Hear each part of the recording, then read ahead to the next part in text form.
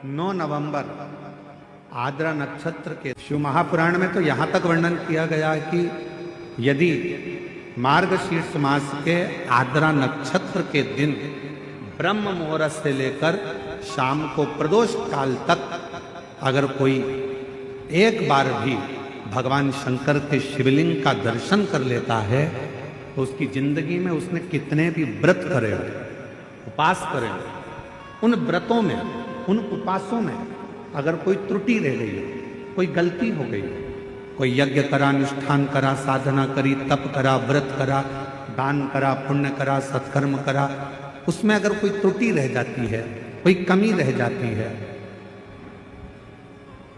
कुछ छूट गया होता है, तो केवल मार्गशीर्ष मास के आद्रा नक्षत्र के दिन भगवान शंकर के शिवलिंग का दर्शन कर लेने से वो सारी त्रुटियां समाप्त हो जाती है और शिव की कृपा।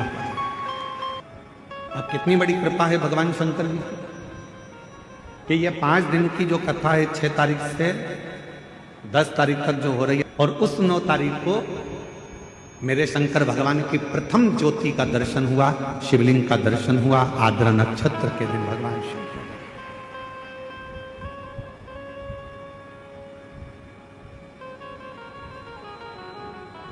हम निवेदन करेंगे सभी सनातनियों से, सभी शिव भक्तों से, चाहे आप राम जी की आराधना करते हो, चाहे आप भगवान ब्रह्मा की आराधना करते हो, चाहे आप कृष्ण की आराधना करते हो, चाहे आप किसी भी देवी देवता की आराधना करते हो, पर 9 नवंबर आद्रा नक्षत्र के दिन मार्गशीर्ष मास के अंतर्गत 9 नवंबर को आद्रा नक्षत्र में शंकर जी के मंदिर में जाकर दर्शन एक बार अवश्य करो और भगवान शिव की कथा का रिस्पान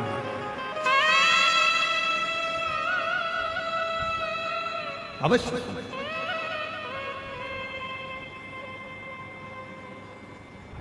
और शंभु शरणे, हम तो यहाँ तक कहेंगे अगर कोई व्यक्ति को पेट की प्रॉब्लम हो, डॉक्टर को दिखा रहे हो, एसिडिटी से जुड़ी हुई प्रॉब्लम हो, कब्ज की हो, या कोई पेट से जुड़ा हुआ कोई भी प्रॉब्लम हो, बेलपत्र में भरपूर मात्रा में फाइबर होता है। अगर शिवजी पर चढ़ी हुई एक बेलपत्र यदि अवधूतेश्वर महादेव का नाम लेकर प्रतिदिन सुबह सुबह अगर खाया जाए, 15 दिन में मालूम पड़ जाएगा कि आपको एसिडिटी हो ही नहीं सकती, कब्ज का प्रॉब्लम हो ही नहीं सकती, गैस का प्रॉब्लम हो ही नहीं सकता। एक बेल रविवार को अगर लोटा भरकर शिव को समर्पित करा जाता है तो घर में तेज लक्ष्मी प्राप्त होती है। शिव पंचायत के 2 देव ऐसे हैं जिनको रोज जल चढ़ाया जाता है, एक सूर्य नारायण और दूसरे मेरे देवाधिदेव महादेव, दोनों पर जल रोज चढ़ता है प्रतिदिन। शिव पंचायत में गुड़, चावल, लाल फूल और लाल मिर्ची के 11 दाने पानी के कलश में तांबे के लोटे में लेकर हाथ को ऊंचा कर कर नेत्र, नासिका, वक्षस्थल के सम्मुख में जो सूर्य नारायण को अर्घ देता है, जल चढ़ाता है, पर जो सूर्य को अर्घ रविवार के दिन दे देता है, अगले रविवार तक पैसे की आवक आना प्रारंभ हो जाती है। जो आज तक फोन नहीं उठाता वो फोन। सूर्य नारायण भगवान को स्टील के लोटे से या चांदी के लोटे से या पीतल के लोटे से या प्लास्टिक के लोटे से या कांच के बर्तन से जल चढ़ाने से आयु छिन्न होती है। क्या समाप्त होती है? आयु। और सूर्य नारायण भगवान को अगर तांबे के लोटे से जल दिया जाता है तो आयु की वृद्धि होती है, और दिन भर में अगर कोई काम अटकने वाला है तो वो काम का रास्ता खुल जाता है और शरीर की बीमारी समाप्त हो जाती है। शरीर की बीमारी समाप्त हो जाती है। कल जरूर करना। एक गमले में मिट्टी भरी है, उसमें कोई बीज तुमने नहीं लगाया, उस गमले में कोई बीज नहीं है, कोई पौधा नहीं है। तुम एक काम करो कि रोज उस गमले में थोड़ा थोड़ा जल डालना चालू करो। अब तुमने ना तो बीज लगाया, ना उसमें कोई कलम लगाई, ना कोई उसमें डाली लगाई, ना तुमने कुछ लगाया, उसके बाद भी उस गमले के अंदर, उस गमले में जल चढ़ाते चढ़ाते चढ़ाते चढ़ाते एक ना एक पौधा छोटा सा अपने आप अंकुरित हो जाएगा। तुम्हें मालूम नहीं पड़ेगा कि इसमें पौधा कहां से आ गया, इसमें तो बीज ही नहीं था, इसमें तो कलम ही नहीं थी, इसमें तो कोई पौधा ही नहीं था, फिर आखिर यह पौधा आया कहां से? केवल जल चढ़ाते रहे। उसी तरह शिव महापुराण की कथा कहती है, आप शंकर जी के मंदिर में नित्य प्रति 1 लोटा जल चढ़ाते रहो। आप शंकर जी के दरवाजे पर रोज जाकर 1 लोटा जल समर्पित करते रहो। एक ना एक दिन तुम्हारे भीतर एक विश्वास का पौधा प्रकट होगा, तुम्हारे घर में एक खुशी का पौधा प्रकट होगा, एक आनंद का पौधा प्रकट होगा, और वो खुशी, वो आनंद आपके जीवन को इतना आनंदित कर देगी कि आप उन्नति की सीढ़ी पर चढ़ते चले। तुलसी कौन से दिन नहीं तोड़ते? रविवार के दिन। क्या बोल रहे हो? जम के बोलो। कौन से दिन? रविवार के दिन तुलसी नहीं तोड़ते। क्यों नहीं तोड़ते? जल्दी बोलो। इन्हें कहा रविवार को तुलसी नहीं तोड़ते, तो क्यों नहीं तोड़ते? कोई ने कहा रविवार को पीपल की पेड़ की परिक्रमा नहीं करते। क्यों नहीं करते? उसका कारण भी तो मालूम होना चाहिए। ये कोई ना कुछ बोल दिया और तुमने मान लिया, तो उसका कारण है। रविवार को तुलसी क्यों नहीं तोड़ते? फिर वही बात आ गई, ये मेना धन्या कला वाली बात को याद करो। भगवान राम जनकपुरी में पहुंचे, विश्वामित्र जी ने धनुष टूटने के बाद राम से कहा, राम आज जाओ तुलसी लेने के लिए जाओ, तुलसी लेके आओ, फूल लेकर आओ, पुष्प वाटिका में से कुछ लेकर आइए। पीछे पलट कर देखा तो सीता जी खड़ी थी। विश्वामित्र जी शालिग्राम जी की पूजन कर रहे, शालिग्राम जी की पूजन कर रहे थे। विश्वामित्र जी ने पीछे पलट कर देखा सीता जी खड़ी, तो कहा राम एक काम करो, ये पुष्प वाटिका सीता की है, उनके पिताजी की है, सीता को भेज दो, वो फूल लेकर आएगी, वो तुलसी लेकर आएगी। जानकी जी गई, पुष्प उतारे, तुलसी उतारने लगी। तुलसी उतारते समय जानकी जी की हवा इतनी तेज चली कि सीता जी का पल्लू उड़ गया, और जैसे ही पल्लू उड़ा वो तुलसी के पौधे पर गिरा। गिरते ही सीता आगे बढ़ी और तुलसी के कुछ दल जमीन पर गिर, तुलसी के पत्ते जमीन। अब तुलसी के पत्ते जब जमीन पर गिरे, सीता जी तुलसी के दल लेकर, फूल लेकर विश्वामित्र जी के पास में आई, राम जी को दिया, राम जी ने विश्वामित्र जी को दिया। विश्वामित्र जी ने तुलसी के दल लेकर भगवान शालिग्राम को चढ़ाने लगे। इतनी देर में तुलसी के दल गीले हो गए, महाराज गीले। शालिग्राम जी ने हाथ में तुलसी के पत्तों को लेकर पूछा, ए तुलसा माँ ये बताओ कि तुम रो क्यों रही हो? तुलसा कहती है शालिग्राम जी को देखकर, शालिग्राम भगवान के ऊपर मुझे मत चढ़ाना। विश्वामित्र जी, जानकी जी तुलसा लेकर आ रही थी, हम एक साथ पली, एक साथ बड़ी हुई, एक साथ एक पौधे में लगी हुई थी, पर सीता के पल्लू से हमारी कुछ बहनें, कुछ दल जमीन पर गिर गए, इसलिए हमें रुदन आ रहा है। वो भी तो शालिग्राम जी के लिए तरस रहे थे। विश्वामित्र जी ने कहा, जानकी तुम्हारे साड़ी के पल्लू से तुलसी के दल आज नीचे गिरे हैं, इसलिए आज मैं तुलसी शालिग्राम को समर्पित नहीं करूंगा। वो दिन था रविवार का, इसलिए रविवार के दिन तुलसा नहीं तोड़ी जाती है। कि माला तुलसी का मन का हाथ में नहीं लपेटा जाता। ध्यान देना बहुत अच्छी तरह से। तुलसी का मन का, तुलसी की माला को हाथ में नहीं लपेटा जाता, तुलसी की माला गले में होना चाहिए, या फिर जिस झोली में हम भज रहे हैं, जप रहे हैं, तुलसी की माला। तुलसी अगर गले में रहेगी, हम पहने रहेंगे, रोज हम गंगा नहाने नहीं जा सकते, सरयू यमुना मंदाकिनी नर्मदा नहाने नहीं जा सकते, तो जो हम बाथरूम में भी स्नान करेंगे, वॉशरूम में भी जाएंगे, और अगर बाल्टी में से 1 लोटा डब्बा, 1 पानी लेकर हमने अपने शरीर पर डाला, तो सूर्य नारायण भगवान को स्टील के लोटे से या चांदी के लोटे से या पीतल के लोटे से या प्लास्टिक के लोटे से या कांच के बर्तन से जल चढ़ाने से आयु छिन्न होती है। क्या समाप्त होती है? आयु। और सूर्य नारायण भगवान को अगर तांबे के लोटे से जल दिया जाता है तो आयु की वृद्धि होती है, और दिन भर में अगर कोई काम अटकने वाला है तो वो काम का रास्ता खुल जाता है और शरीर की बीमारी समाप्त हो जाती है। शरीर की बीमारी समाप्त हो जाती है। जब हम सूर्य नारायण भगवान को अर्घ देते हैं, जल चढ़ाते हैं, तो वो जल पृथ्वी पर जब गिरता है तो उसके छींटे हमारे शरीर पर लगते हैं। क्या वो ठीक है? क्या वो श्रेष्ठ है? तो शिव महापुराण की कथा कहती है, जब हम सूर्य को अर्घ देते हैं सूर्य को जल चढ़ाते हैं, वो पानी जब पृथ्वी पर गिरता है उसके छींटे हमारे शरीर पर लगते हैं तो वो श्रेष्ठता का भाव निर्मित करते हैं, वो गलत नहीं हो सकता। कारण अब वो भी समझ लीजिए। अब सूर्य नारायण भगवान को आप जल चढ़ा रहे हो तो छींटे नहीं लगे, उसके लिए क्या स्टूल पे चढ़ के चढ़ाओगे कि कुर्सी पे चढ़ के चढ़ाओगे? अरे बोलो तो सही। अब कई लोगों के दिमाग में यह बात भरा गई कि हम भगवान को जल चढ़ाते हैं, वो हमारे शरीर में छींटे लगते हैं, जमीन पे से पानी गिरता है, वो हमारे शरीर को छींटे लगते हैं, भगवान को अच्छा नहीं लगता होगा। कौन ने कहा? पहले तो उसको पकड़ के ला।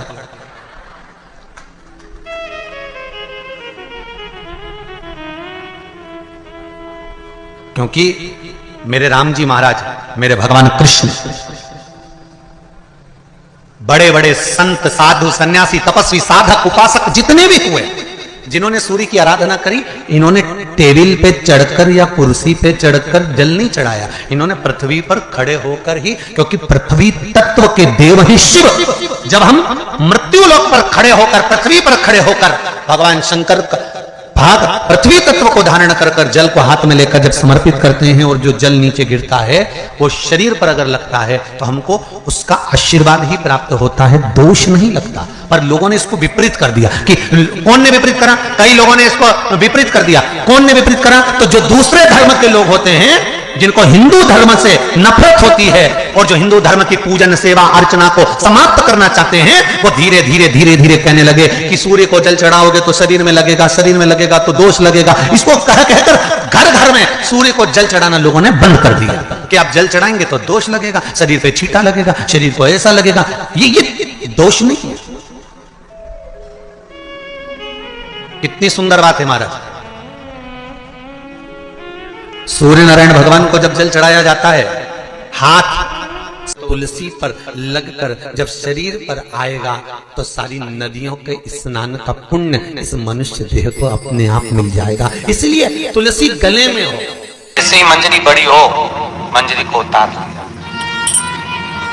शालिग्राम जी को समर्पित कर दिया, ठाकुर जी को चढ़ा दिया। इतना सुंदर कहा है।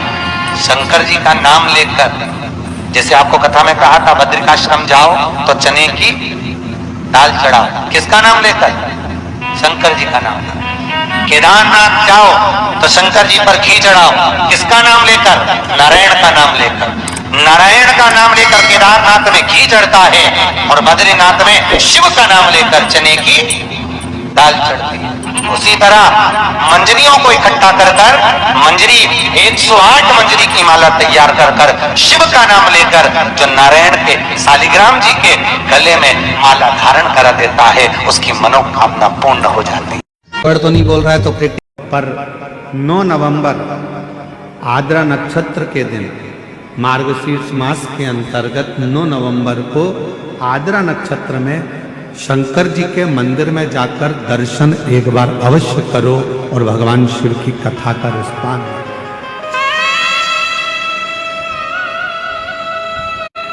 अवश्य। और शंभु शरणे मांग घड़ी दुख दया दर्शन। शिव की आराधना का सुख कहीं ना कहीं भगवान ऐसी कृपा करता है, शिव ऐसी करुणा करते हैं, भगवान शंकर ऐसी दया करते हैं, ऐसी कृपा कर देते हैं कि आपको शिव अपनी ओर खींच लेते हैं। भगवान देवाधिदेव महादेव कृष्णेश्वर ज्योतिर्लिंग के ये वो पवित्र स्थल है जिस स्थल पर भगवान देवाधिदेव महादेव कृष्णेश्वर नाथ को जो जल चढ़ाया जाता है, अर्पित किया जाता है, जो दूध चढ़ाया जाता है, पंचामृत स्नान कराया जाता है, वो सारा जल, दूध इस कुंड में आकर स्थापित होता है। भक्त इस कुंड का दर्शन करते हैं, आचमन करते हैं और इस जल का प्रोक्षण करते हैं।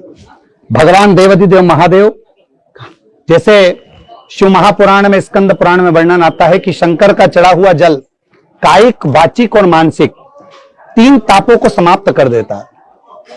हम तो कहेंगे यदि आप कृष्णेश्वर बाबा के दर्शन करने भी नहीं आ पाए हैं तो इस स्थल का दर्शन इस वीडियो के माध्यम से करें, जिससे आपकी जिंदगी के भी कायिक, वाचिक और मानसिक तीनों पाप समाप्त हों और कृष्णेश्वर नाथ आप पर करुणा करें, कृपा करें, आपकी झोलियां भरे। श्री शिवाय नमस्तुभ्यम। कई लोग कहते हैं गुरुजी हम घर से पानी भर के लेके जाते हैं। अब किसी ने कहा गुरुजी घर से पानी लेकर जाते हैं, मटके का पानी है, नल कभी कभी नहीं आता, कभी कभी लाइट नहीं रहती तो बोरिंग से नहीं भराता, हमारे घर में रखा हुआ पानी तो बासी हो गया। थोड़ा ध्यान देना, पानी तो बासी हो गया। शास्त्र कह रहा है, शिव चरित्र कह रहा है, भगवान शंकर की कथा कह रही है, वायु, अग्नि, जल, पृथ्वी, आकाश कभी बासी नहीं होता, वो हमेशा ताजा की ताजा ही रहता। परिवार को छोड़ने की जरूरत पड़ती है। शिव भक्ति में ना व्यापार छोड़ने की जरूरत पड़ती है, शिव भक्ति में ना घर छोड़ने की जरूरत पड़ती है, शिव भक्ति में ना अपना कुटुंब, ना परिवार, ना घर, कुछ भी छोड़ने की जरूरत नहीं पड़ती है। शिव भक्ति में तो केवल अविश्वास को छोड़ दो और विश्वास को पकड़कर तुम अपने कर्म में लगे लगे भगवान का भजन करो, शिव की प्राप्ति हो जाए। कभी कोई परिक्रमा, कभी भी कोई परिक्रमा खाली हाथ कभी मत करो, कभी। तुलसी जी की परिक्रमा कर रहे हो, हाथ में भले जल का पात्र रख लो। किसी वृक्ष की परिक्रमा कर रहे हो, अपने हाथ में कोई दाना रख लो। कोई परिक्रमा कर रहे हो, अपने हाथ में कोई अगरबत्ती, कोई धूप बत्ती, कोई मालिका रख लीजिए, कोई दीप रख लीजिए, कोई सामग्री रख लीजिए। कोई परिक्रमा खाली हाथ कभी नहीं करना चाहिए। अगर मंदिर में बैठकर पंचाक्षर मंत्र जप रहे हो, षडाक्षर मंत्र जप रहे हो, तो थोड़ी देर अपने हाथ में एक बेलपत्र को भी रख लिया करो। बेलपत्र, ओम नमः शिवाय। उस बेलपत्र को हाथ में रखकर दोनों हाथों से वंदन कर कर, खाली हाथ नहीं, दिल से प्रार्थना करते हुए, हृदय से विनय करते हुए, निवेदन करते हुए, दिल से प्रार्थना करते हुए, फिर उस बेलपत्र को अपने हृदय की कामना कर कर, विनय कर कर, निवेदन कर कर शिव जी को समर्पित करो, भगवान शंकर को चढ़ाओ। फिर भगवान शिव को वो बेलपत्र समर्पित करो, शंकर जी को वो बेलपत्र चढ़ाओ। शिव के मंदिर, शिवालय पहुंचते हो, शंकर से अपने मन का भाव कहने के लिए पहुंचते हो, शंकर उस मन के भाव को पूर्ण जरूर करता है, पूर्ण जरूर करता है। ध्यान से सुनिएगा महाराज, बहुत अच्छी कथा, बहुत सुंदर प्रश्न है कि मंदिर क्या हम सवेरे और शाम को ही जा सकते हैं? आप अगर गणेश जी के मंदिर जा रहे हो, राम जी के मंदिर जा रहे हो, आप कृष्ण के मंदिर जा रहे हो, आप दत्त भगवान के मंदिर जा रहे हो, आप किसी अन्य देवता के मंदिर जा रहे हो, तो सुबह और शाम जाइए। पर यदि आप शंकर और जगतजननी जगदम्बा के मंदिर में, दुर्गा के मंदिर में, भवानी के मंदिर में अगर जा रहे हो, तो कोई समय नहीं है। क्यों? क्योंकि मां और बाप के रूम में बेटा कभी भी जा सकता है। माता और पिता तो बाहें पसारे खड़े हैं। जब आप तकलीफ में होते हो तो 3 शंकर को जल चढ़ाने वाला, 1 लोटा जल चढ़ाने वाले के पास 3 को भगवान शिव अवश्य भेजते हैं। दुख को समाप्त करने से पहले 3 को मेरा शंकर आपके दरवाजे पर जरूर भेजता है। पहले नंबर पर मां आद्य शक्ति दुर्गा को आपकी पड़ोसन के रूप में, आपके रिश्तेदार के रूप में, आपके कुटुंबी के रूप में, आपके संबंधियों के रूप में, किसी ना किसी के रूप में आपके पास भेजकर बोलेंगे, क्यों घबराती हो, क्यों चिंता करती हो, क्यों टेंशन लेती हो? मैंने सुना है कथा में, बाबा ने ये बताया था, कहेगा धीरे से, सामने नहीं आएगा तो सुंदर स्वरूप धारण कर कर स्वप्न में आकर कहेगा। ऐसा लगेगा कोई तुम्हें जगा कर कह रहा है कि तू घबराना मती, तू ये कर लेना, समझ लेना मेरे बाबा ने अपनी अर्धांगिनी पार्वती को तुम्हारे पास भेज दिया। भृंगी दूसरे नंबर पर जाता है, उसका काम क्या है? तो कहा भृंगी कभी भी सामने अपने प्रतिबिंब से नहीं आता, किसी का स्वरूप धर कर नहीं आता। भृंगी आपके हृदय में आकर भीतर से बोलने का प्रयास करता है। दूसरे नंबर पर भृंगी आपके मन की वाणी को शिव तक पहुंचाने का प्रयास करेगा।